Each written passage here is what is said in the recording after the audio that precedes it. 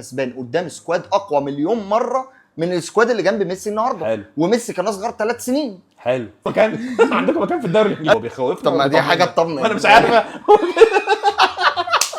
والشباب جايين ميسي جهز نفسك يا برجر انتهى النقاش. انتر ميامي المدافعين بتوع على باب الله. على بص هبان هنا بص ده اوبا حلوه. كورنر هو حطها في نفسه. حطها في نفسه بجد والله مجمل. الراجل ده سبحان الله، يعني ده حاجه تطمنا اكتر من فيديو ابو تريكه. طبعا المحلل العالمي الدولي اللي بيتابع كوره في الدوري البرازيلي يا كابتن نهار بندوق. اسوح، اللي هو صدقني لو سالته دلوقتي يقول لي لعيب في بالميراس مش هيقول لك لعيب. تصورت ان مثلا بما ان اول ماتش ميامي والاهلي، فان ممكن مثلا تركي الشيخ يروح جاي ايه، طب خلاص انا هتكفل بيها شهر للاهلي. السلام عليكم ورحمه الله وبركاته. ازيكم يا رجاله، عاملين ايه؟ يا رب تكونوا في خير ودايما يا رب متجمعين في خير وعلى خير. ازيك يا عم روجو؟ هيجي ضيوف ان شاء الله معانا. هيجي بقى ضيوف كتير معانا ان شاء الله، والشباب هتتردد علينا من وقت للتاني. بس ايه حاليا كده ان شاء الله جايين بقى بسيت اب جديد وهنبقى دور بقى والدنيا هتختلف ان شاء الله يا عم روجو. ان شاء الله يا عم درب. الملايين جايه يا ابو الشوق. بس انا عندي سؤال. اسال يا اسطى. يعني انت متخيل التيشيرت ده يجيب لنا ملايين من اول حلقه؟ يعني فكرني يعني في ريال مدريد، ما في جاي برشلونة. جاي. لا ما ها خلينا في الحلقه. احنا ماشي. في الحلقه النهارده حبايب، والاهلي داخل كاس العالم للانديه. تمام، تمام فاحنا حبايب حبايب عشان احنا ماشي. اهلاويه. حلقه النهارده انتوا طبعا زهقانين تكتيك وزهقانين بقى افكار ومش عارف ايه وبتاع، واحنا مش جايين لكم يا جدعان نقعد نكلمكم بقى مش عارف هنعدي طبعا على التكتيكس عادي. غصب عننا كده، بس من خفيف خفيف. بس ايه اتموسفير بقى واجواء الماتش وايه الفيديوهات الترندنج دلوقتي حوالين الموضوع ورياكشناتنا عليها ورد فعلنا عليها. في شويه فيديوهات روجو جايبها وشويه فيديوهات العبد لله جايبها، شويه فيديوهات ناس صحابنا باعتينها لنا هنشوفها مع بعض لاول مره، هنشوف كده رياكشننا كلنا عليها ايه. والله يا عم درب انا اتفرجت على فيديوهات كتير قبل ما اجيلك. انا هوريك شويه حاجات ايوه تنكد عليك وتفكرك بايام النكد. احنا عارفها؟ يا عم انا والله العظيم لامين يامال اصلا مقلب عليا مواجع كنت نسيتها. وانت لما تشوف الفيديوهات دي سيبني ابوس ايدك. عارف اللي هو ايه، هو ده تيشيرت انتر ميامي ولا برشلونه؟ انا والله عايز العظيم. اغلط ليه؟ بس اقول لك انا لسه من يومين ايوه يعني الواحد اتراضى الحمد لله مع كريستيانو. يعني انا مش مصدق ان انا لسه بتفرج على كريستيانو ولسه بشوف له لقطات ولسه بشجعه يعني، وفرحت له والله برضو وبتاع. انا بص مش عاوز يعني اغمق في ولما الحتة دي. عمل مش عارف ايه أيوة. وايه ودعنا له كلنا بيتهيألي. بقى كريستيانو ده بالنسبه لي اصلا حاله غريبه. يعني هو كل الفرق اللي لعبها الفرق اللي انا بكرهها او يعني ضدي، مانشستر يونايتد انا بشجع ليفربول، ريال وانا بشجع برشلونه فعلا بس عمري ما كرهته. الاسمين ما بتعرفش تقول واحد من غير ما تقول التاني. وبتدور لغايه اخر وقت مفيش فريق هياخد رونالدو يلعب في كاس عالم انت حاسس ان لو جه هيدي طعم لكاس العالم برضه. فعلا ها؟ فعلا انا كان نفسي الاهلي يعملها والله العظيم. والله والله هذا العظيم. يبغي شوال ايه يعني نص كنت نجم متخيل غرات. اقول لك على حاجه والله العظيم تخيلت لما الفيفا طلع حكايه الاعاره الاستثنائيه لمده شهر دي بتاعت كاس العالم للانديه، اللي بالمناسبه انا مش شايف اي فريق استفاد منها باي حاجه خالص خالص. فمش عارف هي طلعت يعني قانون استثنائي ومفيش حد استفاد منه في حاجه، فانت وخلاص كلها عارف انت اللي هو لوثت نفسك بلا معنى. بس قلت تصورت ان مثلا بما ان اول ماتش ميامي والاهلي، فان ممكن مثلا تركي الشيخ يروح جاي ايه، طب خلاص انا هتكفل بيها شهر للاهلي رونالدو يبقى معاها. والله العظيم تخيلت كده عادي جدا. ويهون عليك وسام. يعني ما بنتكلمش فيها فنيا يا عم روجو خالص على فكره، ولا عاطفيا ولا فنيا، احنا بنتكلم فيها الاهلي. ده اللي بقى اللي اعتقد الفيديوهات دلوقتي اللي هنشغلها ممكن تودينا ليه، ومش عايزين نخلي الحكايه ماشي. كنا بنوعد مفيش تكتيك، بص بنتكلم بنقول ايه. بس يعني الاهلي ممكن ان شاء الله عنده لو ربنا وفقه بانه يعمل حاجه كبيره في البطوله السنه دي ان شاء الله ان شاء الله ممكن تكون نقطه تحول للاهلي 100 سنه قدام مجرد البطوله دي، لانها هتحطك ماديا في حته بعيده تماما مادياً. عن كل فرق افريقيا بمسافه. يعني بمسافه انت هتبعد الحته اللي انت هتبعدها دي ممكن تستثمرها في ايه بقى قدام، بما ان البطوله ممكن تبقى ثابته، بما ان ممكن خلاص انت يبقى متعارف ان في عملاق في افريقيا بيجي كل فتره في البطوله دي كل 4 سنين، ما فيش فريق تقيل الا بيبقى عامل حسابه وشايل همه، ممكن يوصل لرابع عادي، ممكن يوصل لثالث عادي. يعني انت عايز اقول لك اللي بيكسب ماتش بياخد 2 مليون دولار. الماتش بحوار، الماتش بحوار، ما بالك الصعود وما بالك انك توصل مش هقول لك يا اخي على فكره توصل لسيمي فاينال، وصلت يا عم لسيمي طريق فاينال. الاهلي صعب قوي يعني، خلينا نتكلم فيها بقى. طريق الاهلي بصراحه طيب. صعب قوي يا عم دير. نخلينا في الفيديوهات. يلا بينا، ماشي. شغلنا كده اول فيديو نشوف. ماشي، الفيديو ده يا عم رجائي ما تعرفش. وبصراحه الناس عندها حق منهم انا كمان يعني، لدرجه ان احنا لما شفنا بيكهام لعب نص شوط حلو لا والله اخيرا امنت بالله. انتر ميامي المدافعين بتوع على باب الله، كورنر يا هو حطها في نفسه. حطها في نفسه بجد والله. والله مجمل، والله مجمل، حد حطها فين؟ طب ما ده ابن حلال. حطها كده. حطها حلو الصراحه. بقول لك يغلط بص، جاي باص الكوره اصلا بيعملها ثرو، الواد قطعها. طب استنى كده. هيسكت على كده؟ لا اصبر. طبعا ده ما انت شايف كلهم مهزئين. الواد برضه يجي يحطها في نفسه يقول لك ابدا انا اللي احطها. طبعا هي مش بص في طب العالم. ما- اصبر بص هبان هنا، بص ده هوبا حلوه. ياه ماتش الاهلي وانتر ميامي، الماتش ده هيخلص سكور لصالح الاهلي. الله سكور. الله الله. يطلع معايا من الماتش ده والله العظيم افتكرته اي في الاول. انا برضه ده فيديو حقيقي. شاف سكور. الماتش قدامه وجاي يحكي لنا يعني. ما هو الصراحه بعد الفيديو اللي انت وريته لي بتاع الدفاع ده، عشان نشوق الناس قدام كمان، ده في فيديوهات انيل من كده. والله ده العظيم. هم على بابا الله قوي في الدفاع قوي. طب ايه، انا أوي. دخلت على تاني فيديو يا عم. لا دول مش على بابا الله، انت كده عاوز تخوف ده الناس. انت الفيديو انت ده انت عمال تعشمني. ده كده بقى وبترجع فيديو عشمني. ايه؟ ده فيديو بقى ايه اللي هو ايه؟ لا نخلي بالنا بقى عشان ايه؟ لسه ميسي وسواريز بيحبوا بعض. تعالى بص بص. يا ساتر ده فيديوهات يا ساتر يا ايه؟ رب. ميسي وسواريز يا ساتر يا رب. عاملين كده لبعض. عارف لو لما ميسي من بعيد وسواريز يعمل له كده، بس ده معناه ان في حيل. لا هو ميسي في حيل ده. هو الكلام ده لسه قريب. اي ده حلو. نوقف بقى ونقول للناس. انا عاوز اقول لك، انا قلت بقى هتفرج على فيديوهات كتير انتر ميامي وقديمه والسنه دي كلها. انا اتفرجت على اخر شهر بس، ماشي. لقيتهم هم لوحدهم. فاهم قصدي؟ كفايه. يا اسطى دول دخلوا فيهم 21 جون في 7 ماتشات. ما هو أيوة، بس ما هو مين اللي جايب ال 21 جون؟ ما احنا مش عارفين مستوى الفرق اللي بيلعبوها. لا الدوري ما الامريكي تقارن يعني على رايي في فيديو جاي قدام دلوقتي، احد الاباطره التحليل يعني اللي انا جايبها لكم يا جماعه في الفيديو ان شاء الله، يا ريت تستنوه.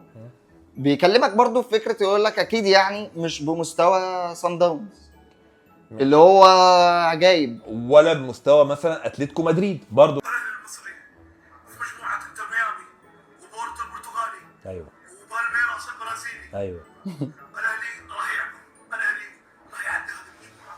جهز نفسك يا ميسي، يا ميسي جهز نفسك. ابشر والشباب جايين يا ميسي، جهز نفسك يا بولو. انتهى النقاش، سخن وحضر روحك يا ميسي، انتهى النقاش. انا والله العظيم قلقان من والله النفخه دي. ما يقول كلام انا حلو. والله قلقان من النفخه دي يا عم. قلبك يستحمل. ما نشوف. ده ياما نكد عليك يا يا ديربي، ساتر يا رب. ياما نكد يا عليك. انت ساتر يا شايف؟ رب. يا ساتر يا رب. بيفكركش ده وهو يا بيحطها ساتر هو يا بيحطها في ريال مدريد؟ ما بيفكركش؟ لا هو لو فايق الموضوع. بص الجون، بص الجون، بص هوبا. يا ساتر يا رب. المشكله ان هو لسه ابن لذينه طبعا، اصل لعيب برضه يعني، هو في حته ثانيه يا ديربي. الاجوان دي بتفكرك بايه ده؟ بكل راضي. ما تكمل. هو مش مثلا يحاول هيشوف. لا مين قال الشناوي هيعمل كده؟ بص يا ساتر يا رب. بص مع ان ممكن يبصيها الواد. لا انا بقى انا هعلمك. هو ليه شويه كمان تمريرات؟ لا التمريرات بص له ده، هو مزنوق. انت شايفه ضغطوا عليه، والله العبها زي ما انا عايز. موقف صعب. يا ساتر يا رب. الواد بيزعق له. انت عبيط يا ابني بتزعق له. بص في الحته اللي فيها الجون اصلا. هو تعالى نتفق، تعالى نتفق. لو جرى ايه ما ينفعش نعمل فاولات حوالين ال 18 طبعا. يعني. ولا دي فيديوهات اخر شهر. دي اخر شهر يا حبيبي، ده شهر مايو. انا مش بحكي لك فيديوهات من سنه ولا سنتين، ده اخر شهر. بص بقى ده. انتر ميامي مش ليونيل ميسي بس، انتر ميامي فيه لويس سواريز يا ناس. والجوان الرائع. والراجل بيترعش اصلا. محمد الشناوي في افتتاح كاس العالم 2018 حطه في جيبه الصغير وخد جايزه احسن لاعب ومنعه انه يسجل. هو بيخوفنا. طب ما دي حاجه تطمن. انا مش عارفه. سواريز بس الشناوي شايله. عارفين الراجل حبيبي لو نفسه اتخض يا مان. لو انت كده في الحاله دي طب احنا نعمل طب ايه؟ ما ان شاء الله خير ان يعني. شاء الله طب وعجز به. وراهم سيرخيو بوسكيتس. المرحلة دي ما تكملش، ما تكملش كلام. نجم نجوم برشلونه. بوسكيتس. ورا في الديفنس خوردي البا الاسباني. خد عندك. كل دول في انتر ميامي، كل دول هينالوا الشرف اللعب ضد الاهلي. هينالوا الشرف فعلا. اهم في كام لاعب ارجنتيني وفي امريكا. تفتكروا كام لاعب ارجنتيني؟ 9. ياه. 9. والمدرب 9 من ماسكيران. الارجنتين بيلعبوا في انتر ميامي، حتى المدير ماسكيرانو ها. مش بعيد الراجل اللي هينزل القضيه يكون او بيشتغل. غالبا في حد ارجنتيني هيشتري النادي بتاعهم في الكنافه. اسمع من بقك في ربنا. الكنافه اسمع من بقك طبعا ربنا. هيجي بكره ولا يوم الاحد يقلب لي فيها بوفون، دي قصه ثانيه، بس انا بوريكم يا جماعه فيديوهات دي اخر 3 اسابيع. بص بقى الشوط عليه برضه الكره سخنه بالنسبه له. بس ده يكون حلو. لا لا، انا بس افتكرت ده زيك كده عشان كده سبت الاعاده. بص بقى بس الشوط حلو يا راجل. شوطه حلوه بس اتصد. بص جاء نقطه. لا بس هو لا، هو برضه رياكشنه يعني بطيء. هو رياكشنه بطيء. هو بص الجول رياكشنه بطيء. بص هيبان لك هنا. بص هوبا بين رجليك. هو رياكشنه بطيء. هو الجول انا شفت له كذا جول، انا ما حبيتش بس ايه كتير، هو رياكشنه بطيء. فدي ميزه يخليك تشوط كتير عليه. شوط كتير عليه زي ما انت شايف. ولو ان انت عندك واحد زي الحضري، لو حبينا نجيب له اخطائه هتعمل فيديو محترم يعني. بس هتجيب له في قد ايه؟ في وقت على قد مدار إيه؟ سنين. ده اللي انت شهر. بتقوله ده كله برضه والله كل ده في شهر. والله كله. انا قلت هتفرج، انا قلت حلوه والله الناس دول مريحه ريحوني. انا اتفرجت شهر ماتشات حلوه قوي، انا مش محتاج اجيب فيديوهات اكتر من كده. لا اله الا الله معلم. انا اقوم الفجر بدل ما اصلي ركعتين لله واروح ارجع عشان ارجع الشغل اقوم اسمع الماتش. ليه يا اسطى كده يا اسطى؟ داس علينا. انا اسمع الكوره بحب الاهلي. هنصلي يا اسطى. فاضي. هو الماتش الفجر 3 3 الفجر اسمع الماتش في صلاه الفجر بس اقسم بالله يعني اغلبيه الناس هنلاقي بقى القهاوي كومبليه والمساجد ليه يا اسطى؟ وقافل وليه قوي قرفان؟ قافل. ليه قرفان من الماتش كده يا اسطى؟ نصلي ان شاء الله. حاضر يا عم فارس هنصلي. من الحاجات الجميله فيه ان هو في الكره العرضيه برده في الشلاحه. والكره العرضيه بقى ايه اللي على كمان على الاطراف، يعني لما بتلعب من ورا المدافعين على الباك اليمين او باك الشمال بص نفس الجون بيتكرر برضه نفس القصه. لعب على لا دول دفاعيا طين يا طين. روجو جدا. يا خبر اسود دي مش اوفسايد. مش اوفسايد يا اسطى. ده فاكر ده اسوأ حاجه؟ ده في اسوأ من كده. بص تعال لوحده شوط جول بس اهو. بس ده جون حلو برضه. جول حلو بس الواد واحده برضه سايبينه. بص الواد جاي من بعيد اهو قطعها برضه في الجول اوت. انت متخيل الوضع وصل لايه؟ ده لسه فاهم. اوت. بص لوحده برضه. بص برضه لوحده على الجنب نفس القصه. كل الكورنرات اللي تخش فيهم او الكرات العرضيه ان في العيال اللي على الزاويه البعيده اللي ورا الباكين دايما فاضيين. فانت كور عرضيه كور ثابته حارس مرمى. ده يا باشا الواد الارجنتيني اسمه ايه بقى؟ تاديو اليندي. ده واد جايبينه من سالتا فيجو. أليندي. جايبينه في الشتاء اللي فات من سالتا فيجو. ارجنتيني برضه. من سالتا فيجو في الدوري الاسباني. يا وعنده كام سنه ده؟ 26 27 مش صغير. جايبينه اعاره لغايه ديسمبر الجاي. مثلا في اخر 12 ماتش جاب 6 جوان. بص هو يعمل ازاي. بص لعيب ايه. سواريز لعبها له. بص يا نهار اسود. فتخلي بالنا الواد ده برضه ايه. بص الكعب راح سواريز عملها له وركنها. الواد ده لعيب. الناس مركزه مع سواريز وميسي.